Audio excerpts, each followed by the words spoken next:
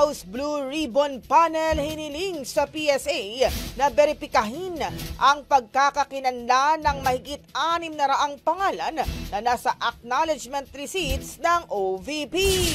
Brigada Haji Caaminyo, ibrigada mo! Brigada Live Report!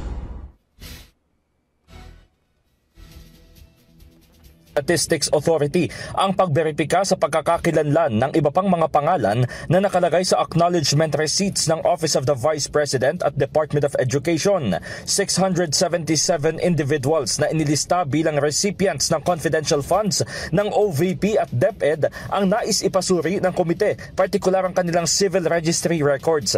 Sa liham ni Committee Chairman Joel Chua kay National Statistician Claire Dennis Mapa, nais nitong ipa-verify ang birth certificate, marriage certificate at death certificate ng mga pangalan na nasa listahan kaugnay sa ginagawang investigasyon ng Kamara. Bunsod na rin ito ng revelasyon na wala sa database ng PSA ang pangalang Mary Grace Piatos na kasama rin sa umunoy recipients ng confidential funds.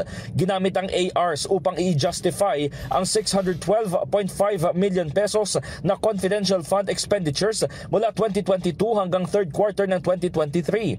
Sinabi ni Chua na nakababahala na walang record ang dalawang pangalan, kaya kailangan questionin kung ganito rin ang lalabas sa ibang pangalan o parte ang mga ito ng maling paggamit ng pondo. Responsibilidad umano nila na alamin at panagutin ang mga sangkot kung hindi maayos na nagastos ang pondo kahit na piso.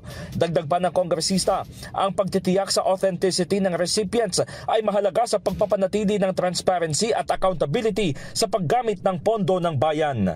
In the heart of changing lives, ito si Brigada Haji Caaminyo ng 105.1 Brigada News FM Manila, the Music and News Authority.